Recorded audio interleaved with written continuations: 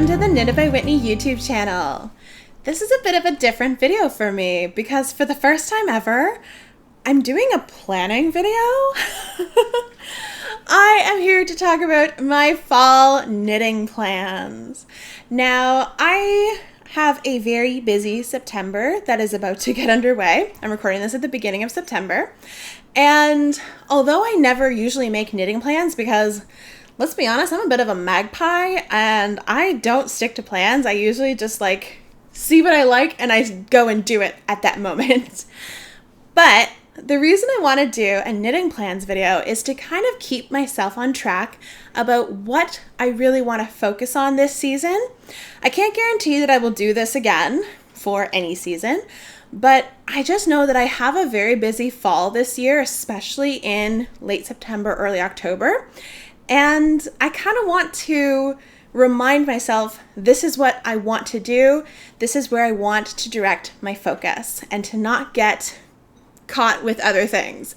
So I've kind of got my blinders on a bit, but I'm really excited about the things that I have planned. The other reason I wanted to do this video is because I've also been recording my stash tour videos. I'm more than halfway done, but I still have 2 more to go. And every time I do one of these videos, I am getting so inspired by my stash. This is a great exercise to do if you want to quote unquote shop your stash and only work from the yarn that you have and try not to buy new yarn. It's great for that, but for planning purposes and knitting project purposes, it's kind of giving me too much inspiration all at once and I just want to cast on all the things, which I don't really want to do right now because I have certain things that I would really like to work on. Now, the purpose of this quote unquote list of fall plans that I have of the projects that I want to make, it's by no means a list of I want to start and finish all of these projects. Not by any means. I am a medium to slow knitter. I like to work on multiple projects at a time. I'm currently in a cool place right now where all of the projects that I had been slowly working on for the past few months are all kind of finishing around the same time. So I'm seeing a lot of at the end of the road success right now. And I kind of want to take the momentum that I'm getting from those finished projects to feed into some new projects and get that long process started again. So I have a bunch of different projects that I'm going to share with you today, and they're not all going to be brand new cast-ons. So I've divided them into a couple of different categories. The first ones that I'm going to share with you are current whips that I want to finish. Then I have Resurrected UFOs. I have a potential test knit. 2 knit along or make along projects that I might want to do. And 1, I think, maybe 2 brand new cast-ons. So let's get into my fall knitting plans. Let's start with whips I'd like to finish. This first one is a whip that is so close to being done, and I would really like to finish this in the fall. So this is actually my top priority in the fall. And this is, once I get it unfurled, this is my 03 Ribbed Cami by Eleanor Alice Knits. And I have started this in Hedgehog Fibers Sock Yarn Held Double in the color Hush. And really all I need to do for this is I think I need maybe an inch or 2 more on the body, and I need some straps because this one has the cups come up and then the back is lower down, so I need to knit the straps from here up and over and join them at the back. So for this one, I'm so close to being done. Right now, I have this much yarn left to knit the body.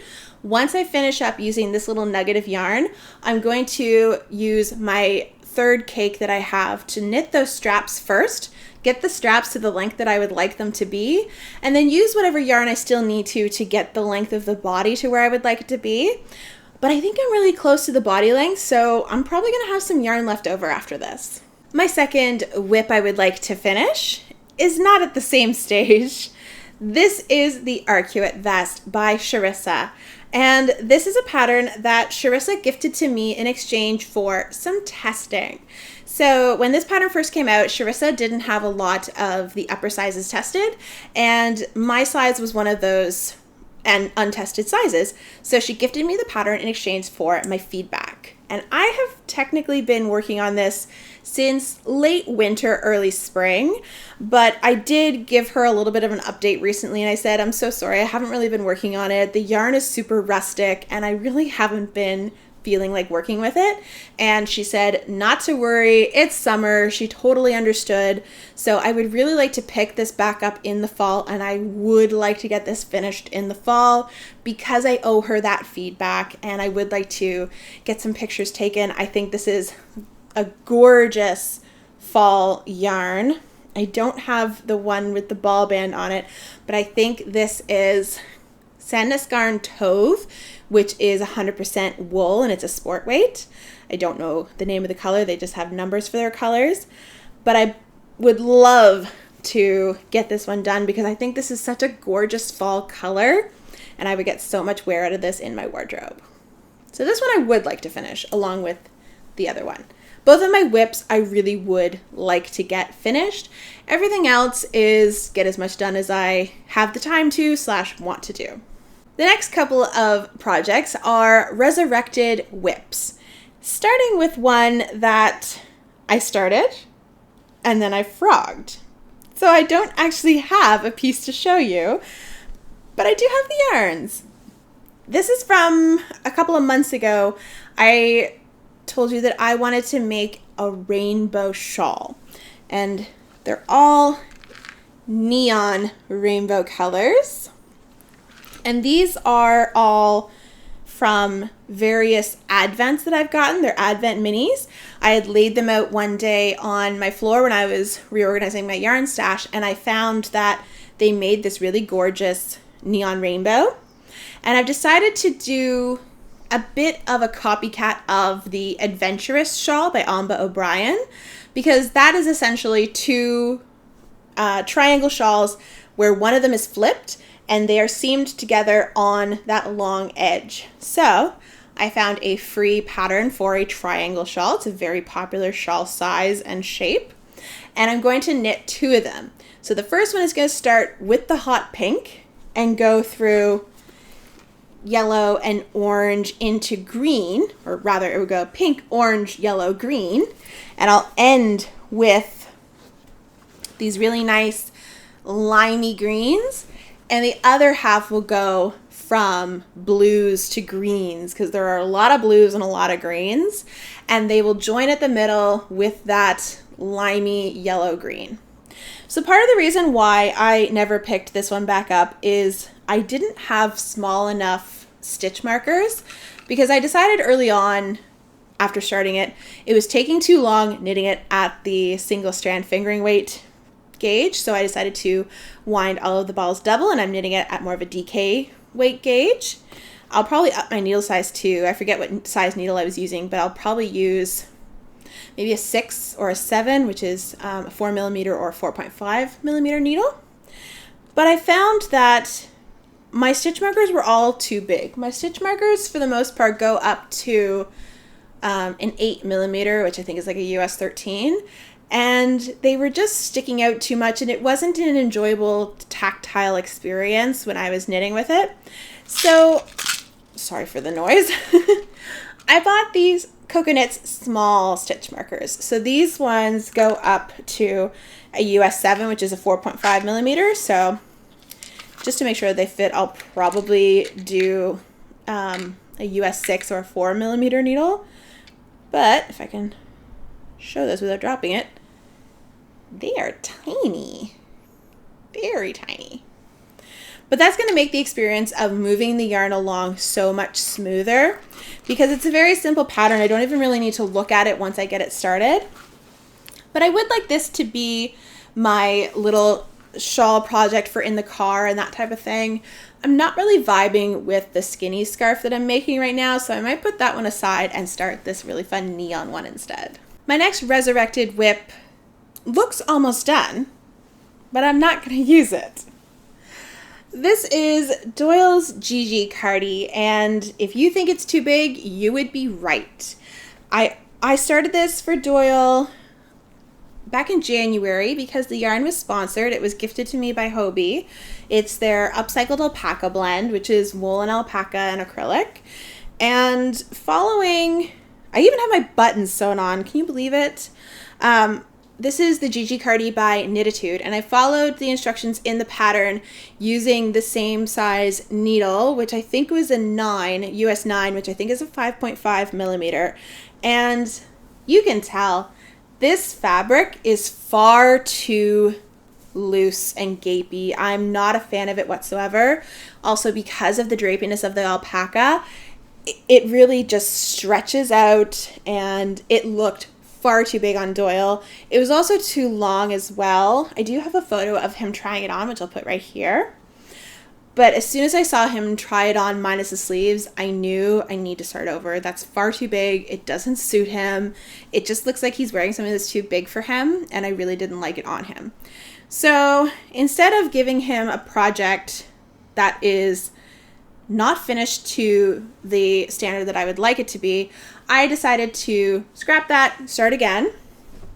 Now, I knew at the time I wasn't going to immediately start working on the sweater right away. I was going to wait a bit. But I did, however, get myself started with knitting the collar. So this is my little collar. It is a ribbed collar, and I have already picked up my stitches. Am I holding this inside out? No, I got it the right way, I think. Honestly, I can't tell because there's only 1 or 2 rows of the body, but I have all my stitch markers in place for doing the increases for the raglan. Now, what I have done differently this time, I haven't gone down a size or anything. I have just gone down a needle size. So instead of doing the 5.5 millimeter needles, I'm using 5 millimeter needles. It's still a little loosey and goosey. It's not as see-through as it was before, so I think this will be good enough. I'm also going to change up the length. So in the pattern, it tells you to knit X number of inches in between your buttonholes. Here are the buttons. And I honestly think for Doyle, these were too far apart. I'm going to make them a little closer, and that way the drape of the garment will stretch out a bit over time, and those buttons won't overstretch out of place. Like this, I find is too far apart. So I'm just gonna make them a little shorter. That will make the overall length of the cardigan a bit shorter, and I think it will work much nicer with his build and with his height. My third Resurrected whip has quite a bit done on it. This is my Care sweater, which I started when I hosted Liv's Rainbow Cal, which I did with Alex of Bear and Rose. And the premise of it was to work with any brightly colored yarn that you have.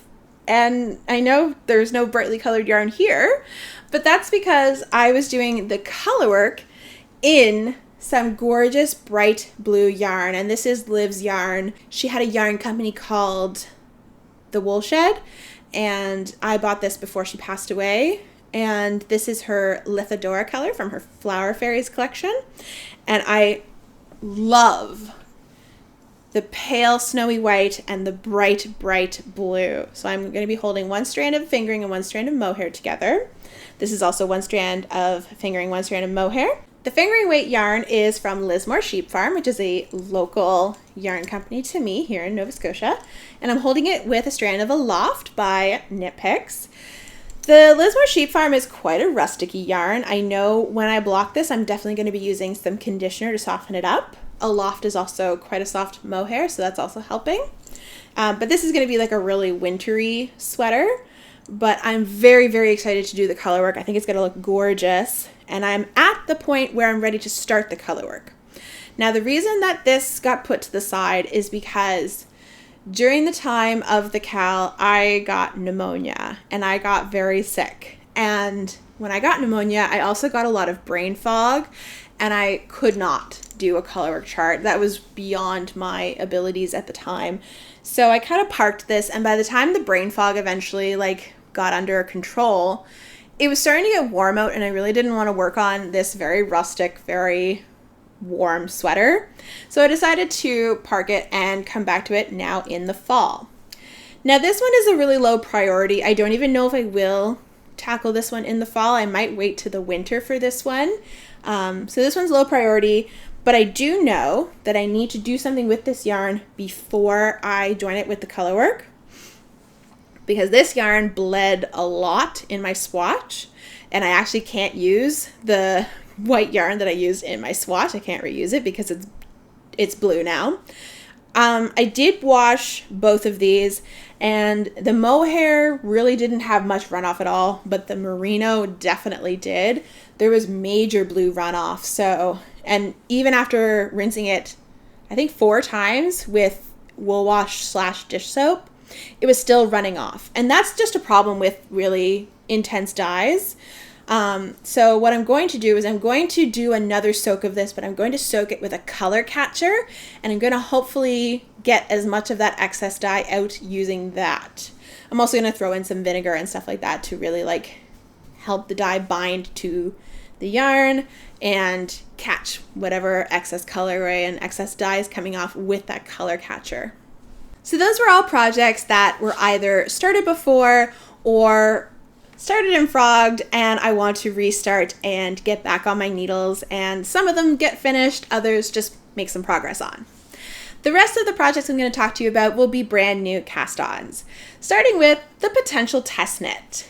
My friend Chelsea of Knitting Tipsy has recently released the Tipsy Tee, which is a crochet t-shirt that looks so lovely. However, I don't crochet. Lucky for me, Chelsea is bi-stitchable, and she also is in the process of designing a knit version called the Tipsier Tee. I'll include a photo here of the first panel that she has done already because it looks so lovely, and I am very eager to make this t-shirt, and I really would love to test for Chelsea because I haven't tested for her yet, and I would really love to join her test knits. I hear they are so fun. So if I can make it work, I'm going to test knit the Tipsier Tee using this gorgeous, gorgeous yarn. This is Durarum Natura, which I probably butchered the pronunciation of, their linen yarn Antigone. So this is 100% French linen. It's in the color Pensée, which means to think. And it is a fingering weight linen yarn. And especially based on the construction of the Tipsier Tee, which is knit in panels that are then seamed together, I really think the linen will work quite nicely for that design. And I love the idea of having that gorgeous flowy V-neck t-shirt using this yarn. So Chelsea is still in the process of designing the t-shirt, but she is making really quick progress. She's quite a fast maker. And she has hinted that the test knit for the Tipsier Tee could start as early as October. So if that is the case, I am ready and willing to test. So I would really love to be able to join that test knit. And of course that would make it a priority piece for me because I'm on a deadline with the test knit. But Chelsea's very open with her deadlines. She has quite nice long deadlines, so I probably wouldn't have to get it done for about 8 weeks. So I think that would be enough time to work on that t-shirt. Speaking of Chelsea, there is another Chelsea related endeavor that I would like to join. Chelsea is going to be hosting a make-along.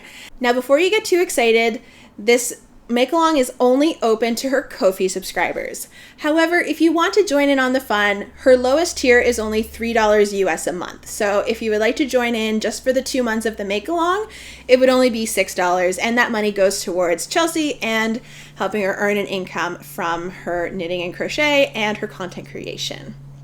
So this is going to be a very special make-along. It is a magical make-along. It is going to be all things witchy, spooky, perfect vibes for fall leading into Halloween and Samhain and all of those lovely times. And I know just the project that I want to work on. This is also technically a whip, but I have to start over, and I'm doing it specifically as part of this make-along, so I wanted to lump it into this area of this fall knitting plans. This is the start of my Pillars Tank dress modification.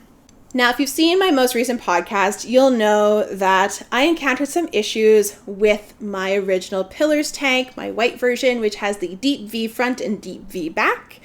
And that is also what I have done with this, which is my dress modification. I started with the deep V back, and I now know that that will not work for me.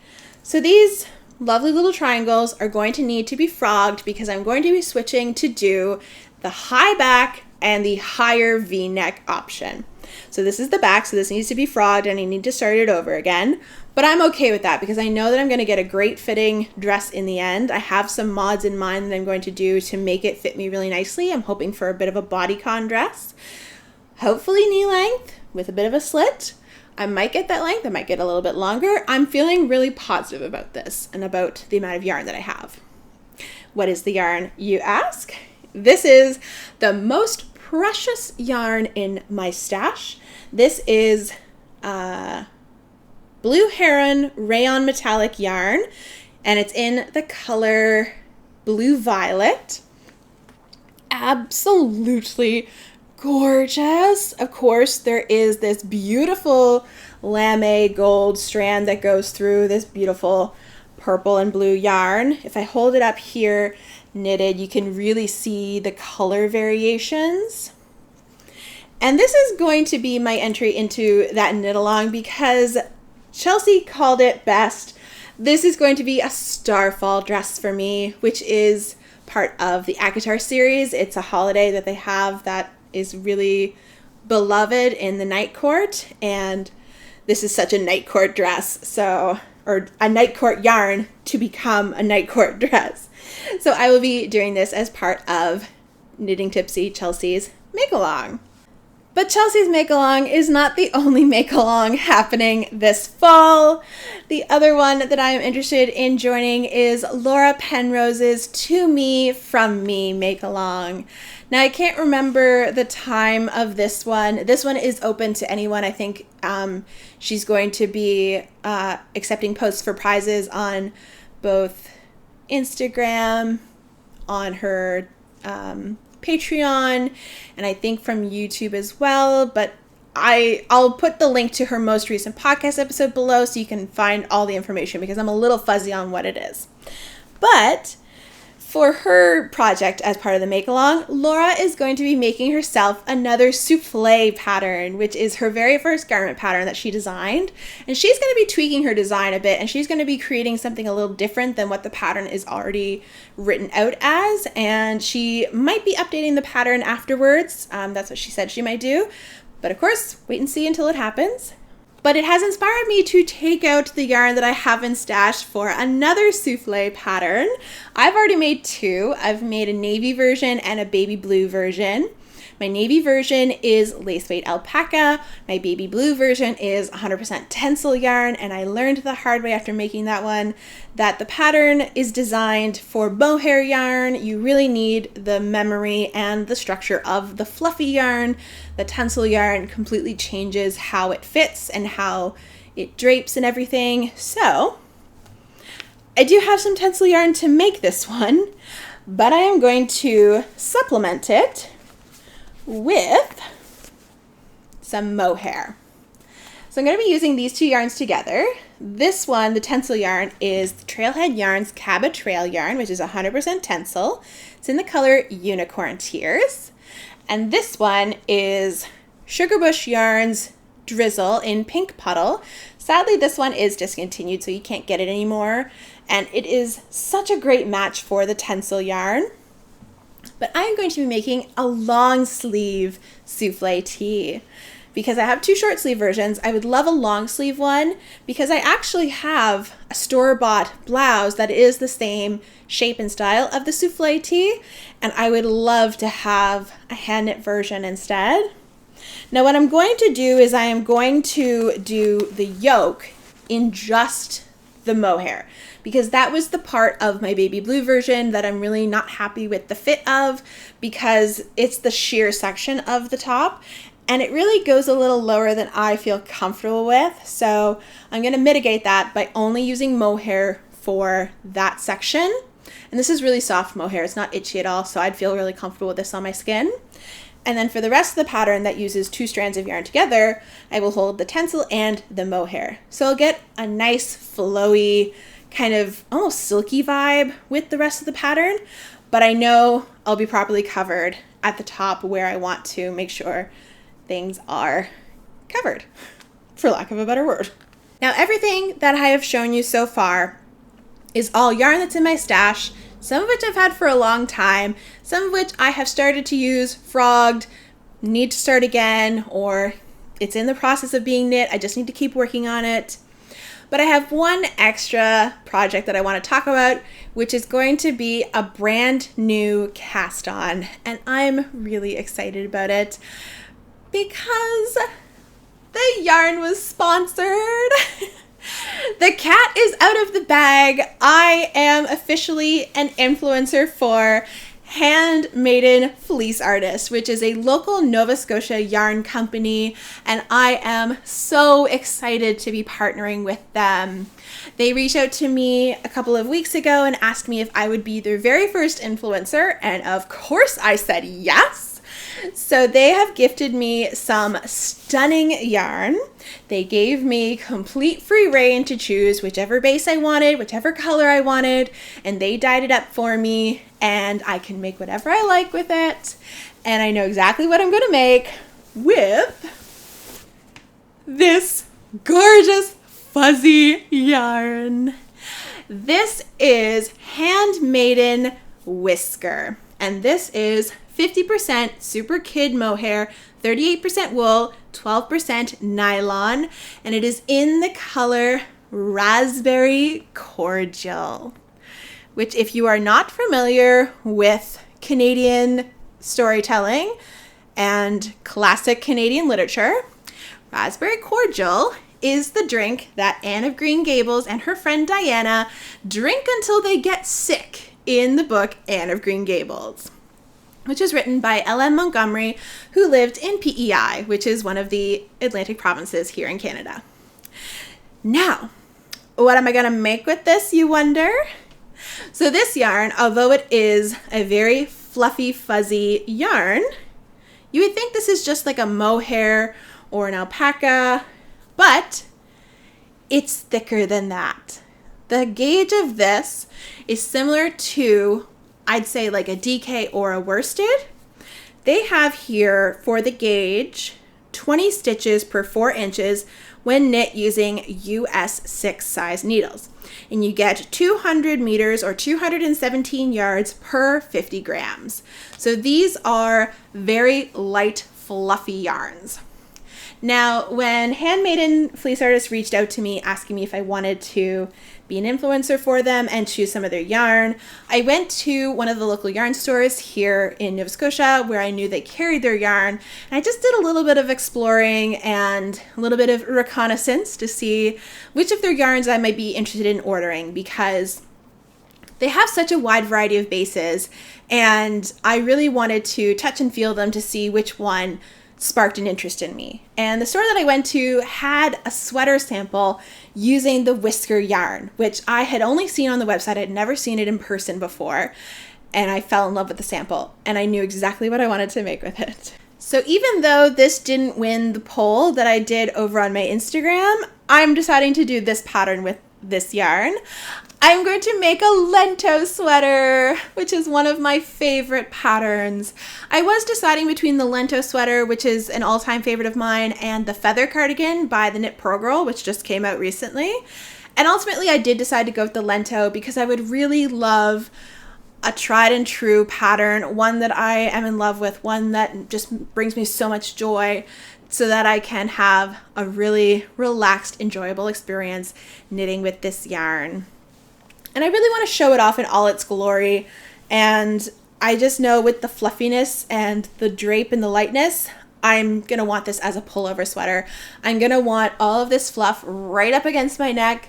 I'm just going to want a cozy sweater that I can pull on and wear like a sweatshirt. I think I had that yarn too close to my mouth, and I think I ate a few pieces of it, but it is worth it. It is so incredibly soft, and I'm so excited to work on that Lento sweater. Even if I just get it casted on and I work on it throughout the fall and even into the winter months, Part of me would really love to have it as my Christmas sweater this year, but I'm not putting pressure on myself. I'm going to get it done whenever I get it done, and I'm going to enjoy every moment of it because I know I enjoy that pattern so much, and I'm very excited to work with that yarn and to be partnering with Handmaiden and Fleece Artist. I know that sounds like a lot of projects, and like I said at the beginning, I in no way expect to finish all of these projects. If anything, I would love to finish my 2 whips, so that would be my 03 ribbed cami, which is almost done, and my arcuate vest, which I would like to get done in order to give feedback to Sharissa. And cherry on top would be being able to start and finish the Tipsy or Tea test knit, if Chelsea is ready to test knit that this fall, and if I get selected for that test knit. So really, out of all of those projects, those are the only ones that I would actually like to finish. The other ones, I would just like to get started and make some progress on them. So thank you so much for indulging in me and listening to me share my fall knitting plans. If you're new here, thank you so much for joining me. I really appreciate it. And if you're a returning viewer, thank you so much for coming back. It really means a lot to me. While you're here, it would help my channel if you could like this video, subscribe to my channel, and leave me a comment below.